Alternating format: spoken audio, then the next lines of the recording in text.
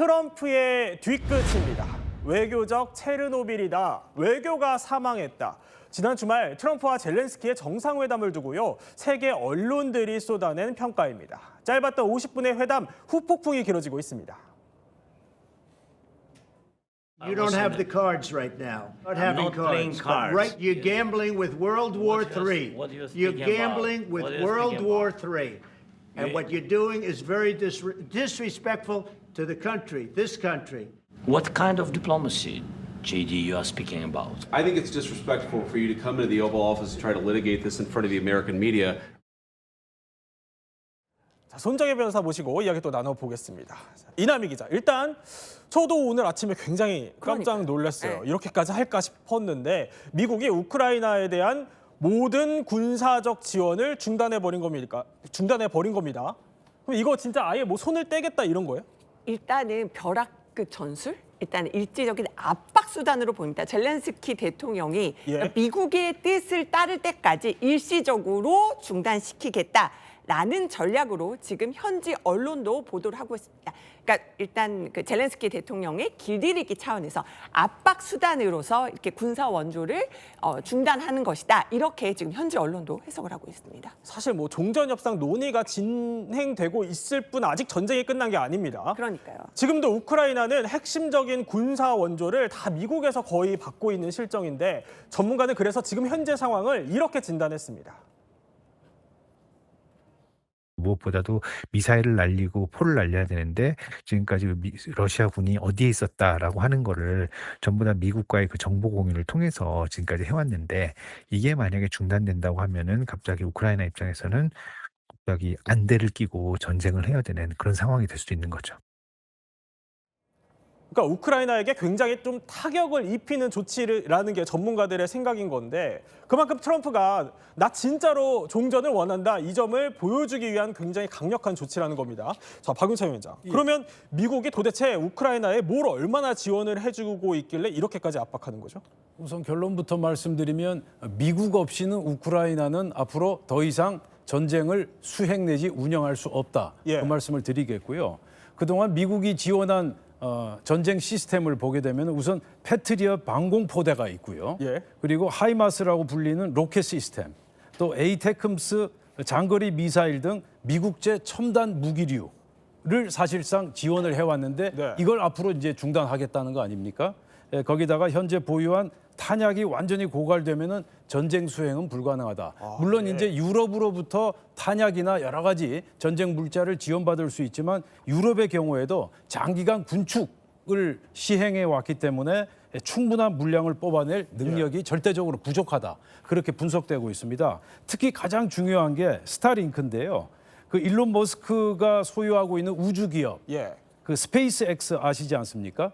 이 스페이스X를 통해서 위성 인터넷 서비스 제공을 해왔는데 이 위성 인터넷 서비스가 중단된다. 다시 말해서 그동안 우크라이나 군이 스타링크에 절대적으로 의존을 해왔는데 이걸 못하게 되면 그야말로 우크라이나의 최대 무기, 드론, 무인기를 띄울 수조차 없는 그러한 굉장히 안타까운 상황에 처하게 된다라는 것이죠. 따라서 미국 없이는 더 이상 우크라이나 전쟁은 계속 운영되기 어렵다. 그 말씀을 다시 한번 드리겠습니다. 그러면 젤렌스키 입장에서는 굉장히 좀 청천벽력 같은 소리일 것 같은데 앞으로 우크라이나가 그럼 얼마나 버틸 수 있는 겁니까?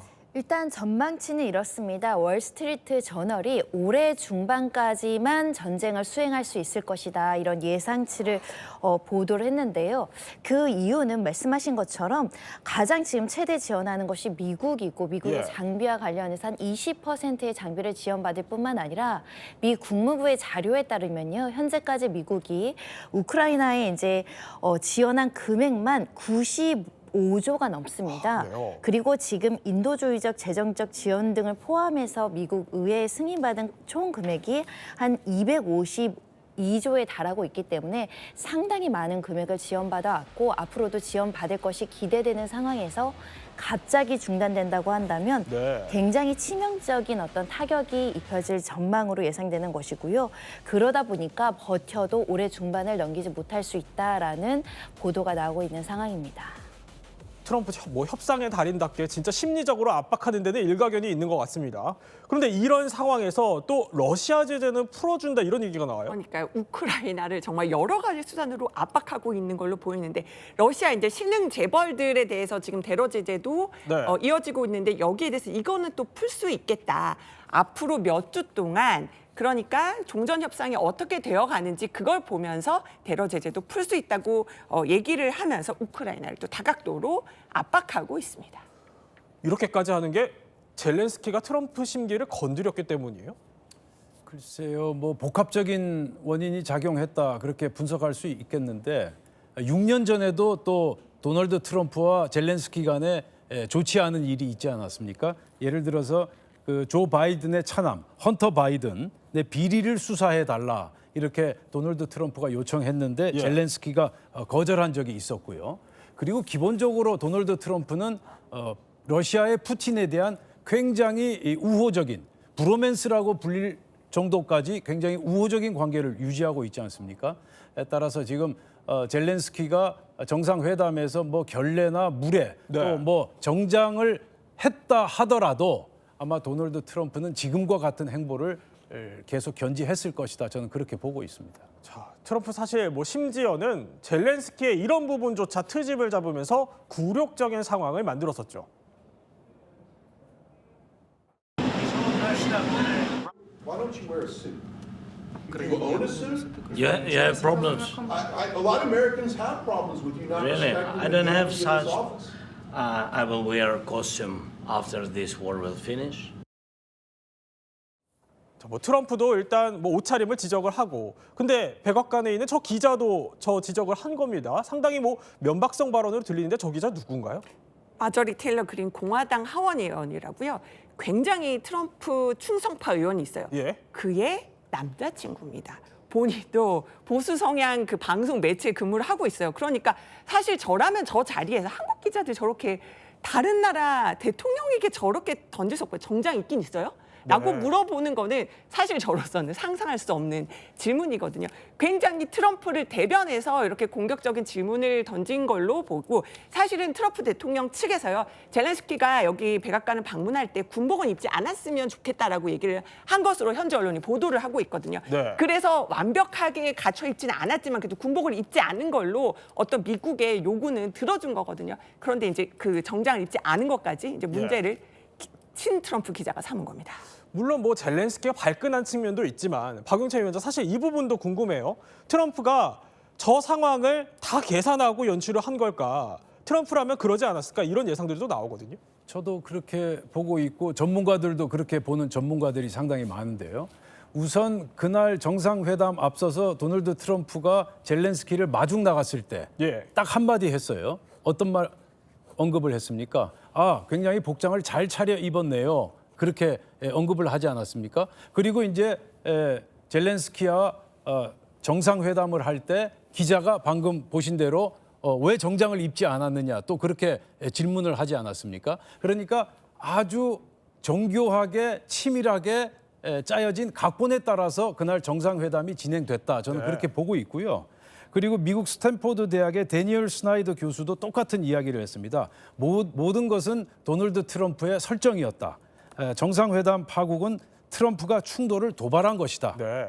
트럼프의 계산된 쇼였다. 이렇게 분석을 했고요. 그러니까 마치 도널드 트럼프가 그 리얼리티 쇼 어프렌티스에서 하듯이 정상회담을 치밀한 각본에 따라서 진행시켰다. 저는 그렇게 보고 있습니다. 자, 성정희 변호사. 만약에 우리나라 지도자가 백악관에 가서 저런 대접을 받았다고 하면은 굉장히 국민들이 분노할 것 같은데 우크라이나 국민 여론은 어떻습니까? 마찬가지입니다. 단단히 화가 났다 이런 표현이 적당할 것 같은데요. 이 내용이 보도를 통해서 알려지면서 SNS에는요 각종의 어떤 풍자 그리고 밈이 유행하고 있습니다. 우리도 정장 있다. 그리고 우리의 품격이 이러하다라고 하면서 정장을 대신하는 일상복 차림인데 보시는 것처럼 의족을 한 남녀의 모습, 아무래도 전쟁의 피해를 입은 것으로 알려지고 있고 또 이제 현장에서 의사들이 피투성이로 이제 환자를 진료하거나 전투 조종사들의 모습을 SNS 게재하면서 우크라이나의 사람들은 정장을 가지고 있다. 하지만 네. 이런 일상복을 입으면서 사명, 희생, 인명 구조를 상징적으로 이제 보여준다라는 취지로 이 부분에 대해서 오히려 이제 우크라이나 국민들은 비판하고 조롱글을 남긴다거나 밈을 통해서 우리의 정장은 사명감 그리고 일상복으로서의 어떤 전쟁에 임하는 태도를 보여준다. 이렇게 지금 부글부글 어떻게 보면 이 정장 사태에 대해서 예. 비판하는 목소리가 나오고 있습니다. 세계의 비판 여론이 또 어떤 방향으로 흐를지 더 지켜봐야 할 것 같습니다.